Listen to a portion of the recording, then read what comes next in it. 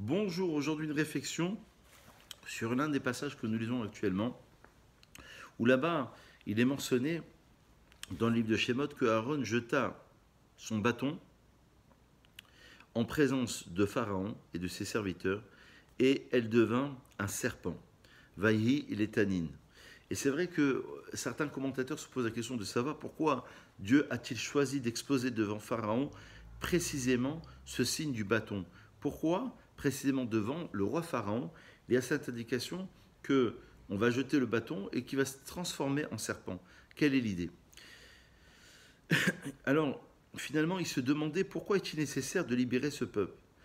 Est-ce que ce peuple, qui était en Égypte, le peuple hébreu évidemment, est-ce qu'il était peut-être encore adorateur d'idoles? Qu'avait-il de plus que le peuple égyptien? Alors il faut comprendre tout d'abord, avant d'expliquer, que le bâton lancé devant le roi Pharaon était sacré et il y avait les noms divins, d'après le Zohar, il y avait les noms divins qui étaient gravés sur ce bâton-là, de Moshe et de Aaron. Malgré tout, mis à proximité du roi Pharaon, il se transformait en serpent, symbole de l'impureté.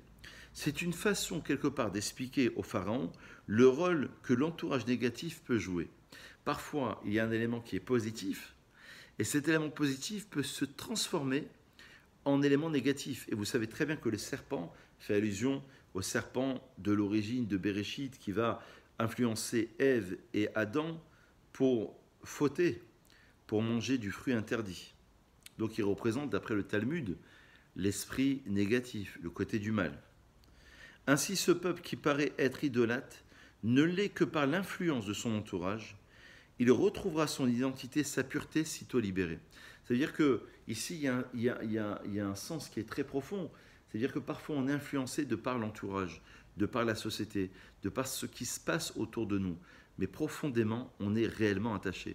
Donc, Aaron voulait signifier ici, dans ce passage, qu'on est lisant dans le livre globalement de Shemot, et là, on est déjà dans Vaera, au chapitre 7, verset 10, où là-bas, il est indiqué que profondément, le peuple, il est attaché au bâton. Le maté, je vous rappelle que ça vient aussi de la racine d'une tribu. La tribu, c'est l'essence même des enfants d'Israël. Et il y a la gravure des enfants, des noms divins sur ce bâton, pour signifier que profondément, on est attaché. Rappelez-vous de l'image profonde du Rav Dessler qui disait que l'homme ressemble à un cercle, mais lui, il est au centre du cercle, comme pour un compas. Ça veut dire que le centre, c'est son intériorité. Et le cercle, c'est ce qui gravite autour de l'individu qui parfois l'influence d'une manière négative. Donc il ne faut pas se tromper dans la vie. Parfois on est influencé, mais ça n'est pas nous-mêmes. Parfois on a certaines attirances, mais c'est le monde extérieur qui nous montre ces attirances. Et parfois on est perturbé comme aujourd'hui, de par tout ce qui se passe. On a l'esprit un peu confus, un peu ambigu, il y a des contradictions, il y a des oppositions, il y a des incertitudes surtout, mais c'est souvent le monde extérieur qui gravite autour de nous. Mais profondément, on est au centre de ce cercle et on est attaché à la source divine. Donc, ce qu'on a voulu dire aujourd'hui, c'est que ce peuple qui paraît être idolâtre ne l'est que par l'influence de son entourage, et il retrouvera son identité, sa pureté, dès qu'il sera libéré. On pourrait dire aussi que le bâton, d'après une autre explication, symbolise la Torah, et il constitue une canne pour celui qui l'étudie.